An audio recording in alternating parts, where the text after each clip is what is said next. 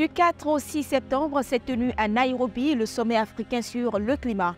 Une première pour le continent qui appelle à une justice climatique. Selon l'Organisation météorologique mondiale, dans son rapport intitulé « État du climat en Afrique », le continent qui n'est responsable que d'une faible partie des émissions mondiales de gaz à effet de serre souffre de manière disproportionnée des changements climatiques. C'est le cas par exemple du village de Borana en Éthiopie où la sécheresse a touché en 2022 plusieurs dizaines de personnes.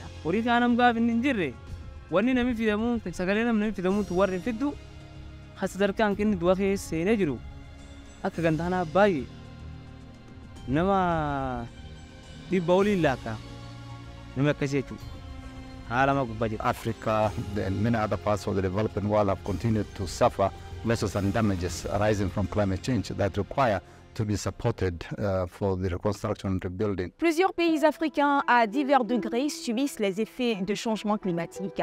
Fort de ce constat, le continent a donc décidé de se pencher sur la question. Il faut une solution adaptée aux problèmes climatiques de l'Afrique, d'où le premier sommet africain sur le climat à Nairobi. L'une des solutions évoquées à ce sommet est le marché du carbone pour pallier les effets du changement climatique.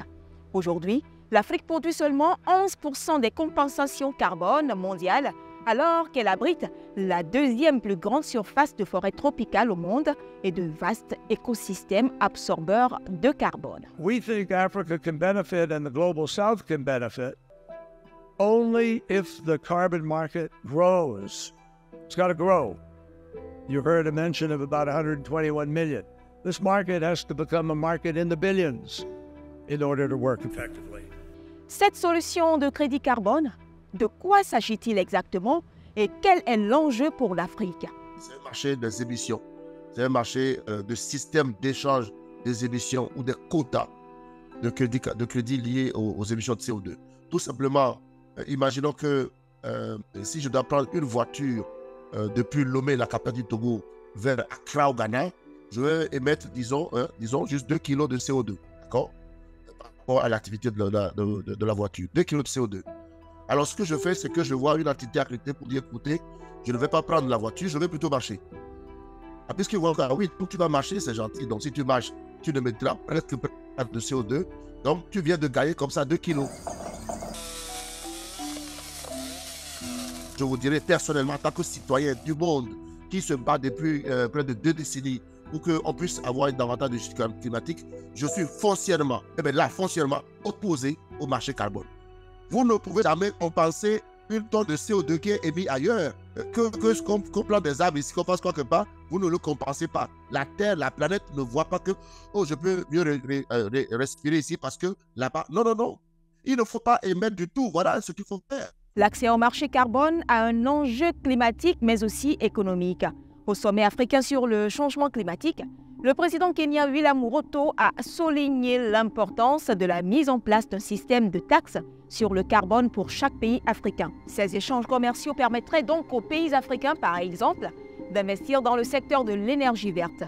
Mais pour les activistes du climat, ce marché de carbone est loin de limiter la pollution de l'environnement.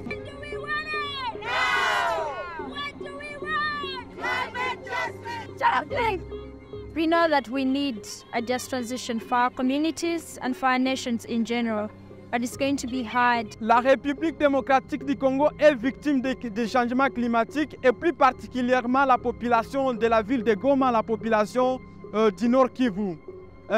Les changements climatiques nous affectent par la perturbation des saisons culturelles.